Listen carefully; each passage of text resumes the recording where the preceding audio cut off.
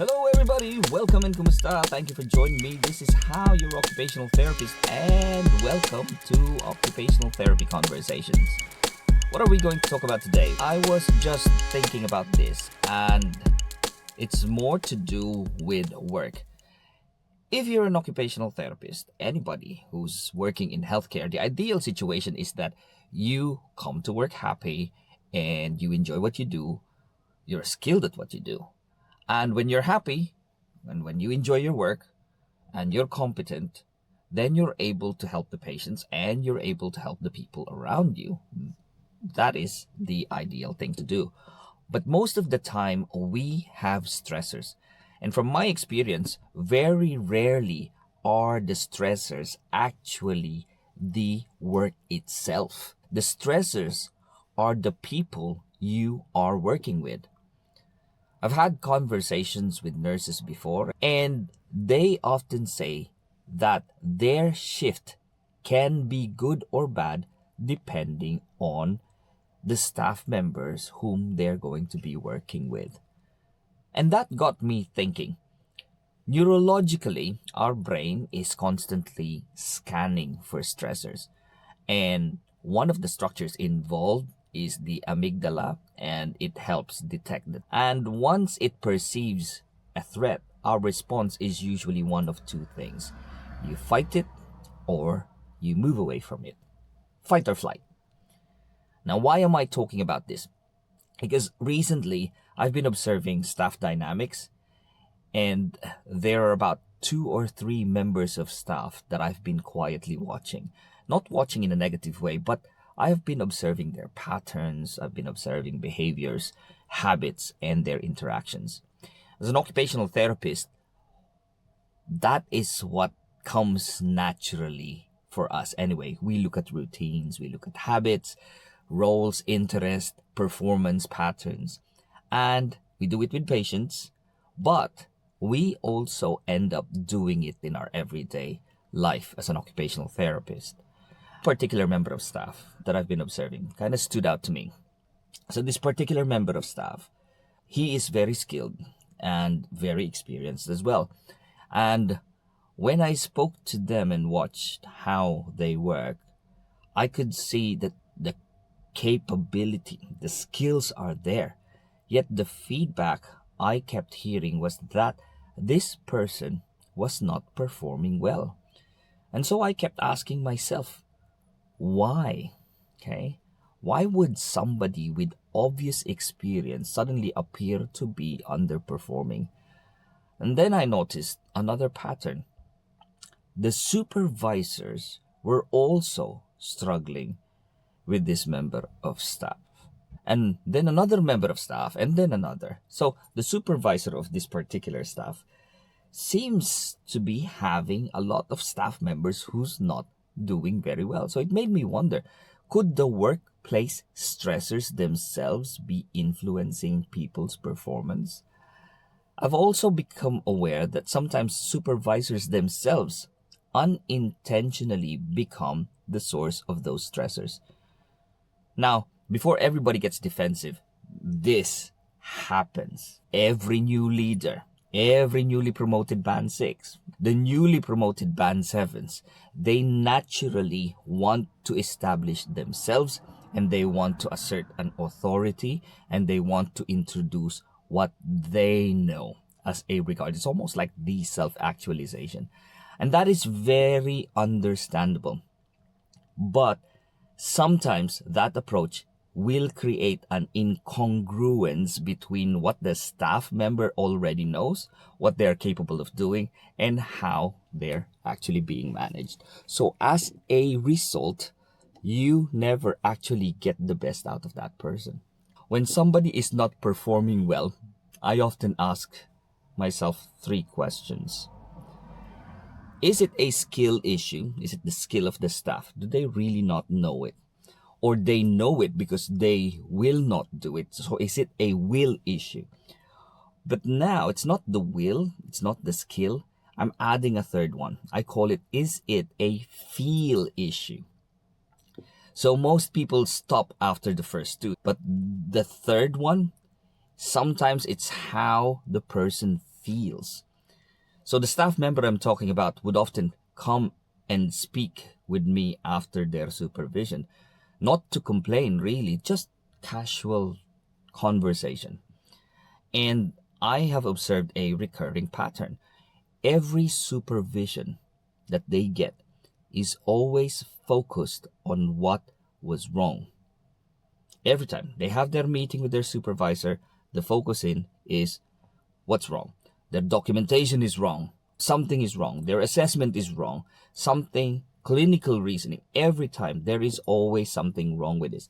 And the conversation was always centered on deficits.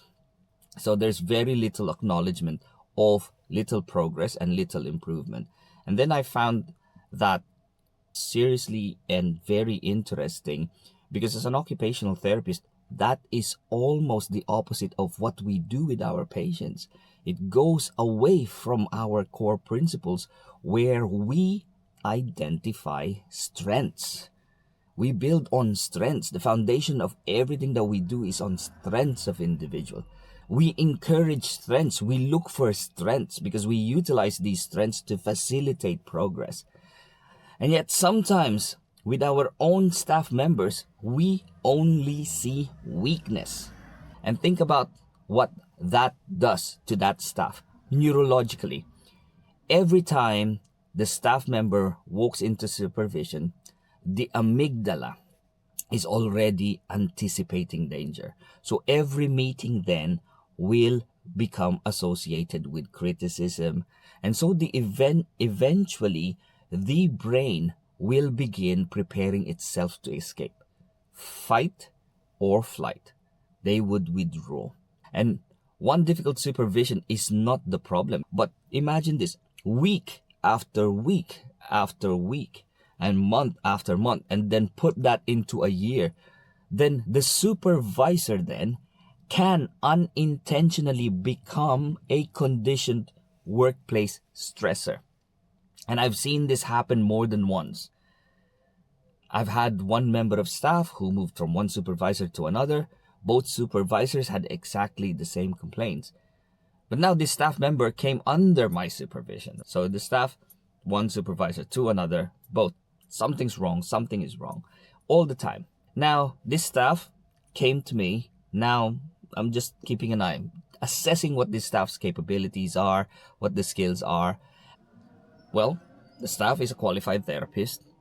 She can assess, she's proactive, and she can establish baseline functions. She can write the documentation. So the capability of this staff member was there. And what they needed was not criticism. Obviously, the staff, when we started, already worried that, I'll be another source of criticism. But, it's not the same anymore. So my approach was a little bit more. And what I did was I asked the staff, okay, what do you want to achieve? How can I help? How do you want to do it? Obviously, I'm stepping back, watching the parameters. Is this staff going to be safe or not safe? So I want her to do it. Yeah. So I let her be proactive. At the same time, there's still that expectation, obviously, that the staff member takes their own responsibility for their own learning.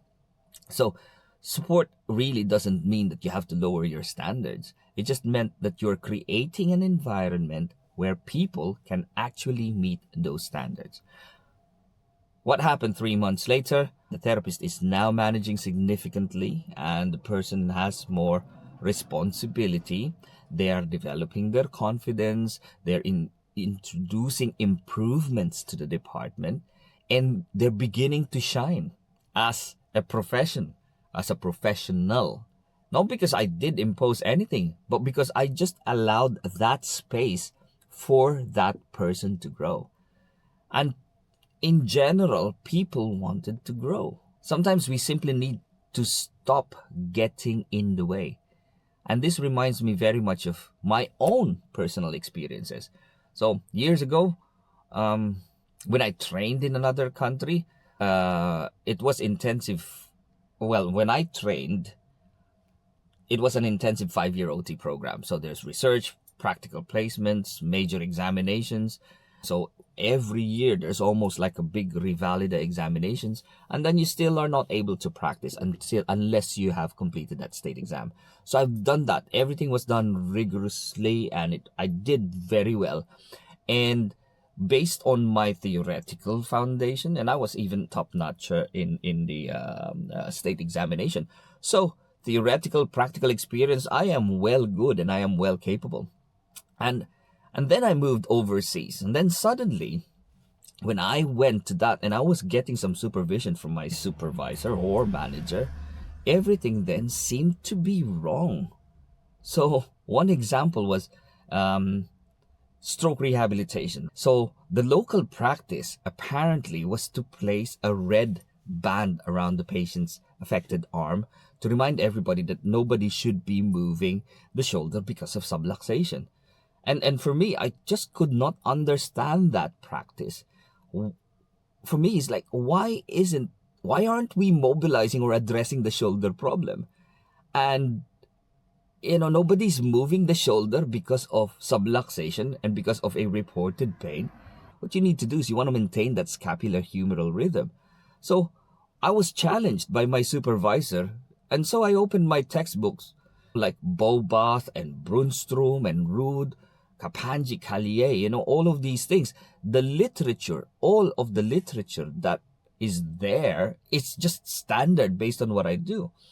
And yet I was still being corrected at the time, and I was being asked, do you know normal movement? It's claimed. The interventions are all claimed. Normal movement is not claimed at all. So for me, I couldn't get that. And yet, every time I have this supervision with my supervisor, I always get into problems. So another example happened in the United Kingdom when I moved to the United Kingdom. So there is this young guy, orthopedic surgery, hip replacement, young, tall, right? And I thought he wanted to step into the bath. So let's do a bath transfer practice by standing. And again, with my supervisor, who's UK-based trained, and I was told I was wrong because the expectation was for every people to get into the bath using a bath board. And I just could not understand that reason when it makes it even more worse, because as soon as you step into the bath with the legs being longer, it predisposes the hip to be more on 90 degrees. And I spoke to the physiotherapist at the time, the lead physiotherapist, and we did share the same clinical reasoning. So we discussed the biomechanics, clinical reasoning, patient factors, everything was there. And I did share the clinical reasoning with the physiotherapist. And then when I was called into management saying you are unsafe, so I got these books and texts, Trombley and Pedretti. Here it is, step by step. And do you know what the response that I got at the time? That is just a book. And that was, to me, is like, seriously? They just refer to Pedretti and Trombley as just a book when it is being used internationally. Yeah. So it was about how difficult it is. When this is what's difficult. When somebody who has lesser experience automatically assumes that they know better without first exploring the reason. And that I've had a good share of that. That is incredibly frustrating. And because I've lived through it myself, I can recognize the same feelings in other staff members who are skilled but are being supervised by staff who have lesser experience. So when somebody has years of experience, they have good clinical reasoning, they have strong capability, and then suddenly they are underperforming. Personally and professionally, I don't immediately assume that they lack of skill. I ask, could this situation be a feel issue? Could it be the supervisory relationship? Could it be that is making it difficult? And so nowadays, I hear a lot about psychological safety, and it has become a very, very popular. But psychological safety isn't a poster, it's not a slogan, guys. It's something that you actually observe and you apply that. But let's think about this. Suppose a therapist sees 30 patients in a month. Most of the time, the supervisor will remember two cases that were not ideal, and the other 28, they would just go. So what is that then? A staff's performance is being judged on one, two, or three difficult cases where you could have just helped and guided them with, and they'd be judged on that. And that is not fair, right? It is just not fair. And what is the interesting is this, is that I apply exactly the same thinking to supervisor. I would have to look at the strengths of these supervisors. You know, they're supervising, they're organizing the departments, they're maintaining the standards to the best that they can, and they're working incredibly hard. So this is just a routine check, right? So I'm sure they probably need support as well, but it's difficult when people do not want the support or they do not receive the feedback. Perhaps they need coaching on how to develop people rather than how to simply correct people. Maybe they also need someone helping them to recognize their own patterns. At the end of the day, all of this is just work drama. It doesn't stop. Work never stops, it never ends. Life doesn't stop. We all make mistakes and we keep on moving. And 5 years from now, you probably won't even remember most of today's documentation errors. But hopefully you'll remember how people made you feel. And hopefully you'll have become a better clinician because somebody believed in you and coached you and allowed you to grow. Growth isn't about never making mistakes. In fact, it is breaking things little by little, and it is improvement little by little every single day. So if you are supervising somebody, ask yourself, am I developing this person's skill? Am I strengthening their will? Or am I unknowingly damaging how they feel? And sometimes changing one thing changes everything. Well, there you go, guys. I hope you learned a little something today. If you learned something, talk to your friends about it over a cup of tea. Learn together, grow together. Just remember, guys, anything that you do matters and has an outcome. Until next time, bye.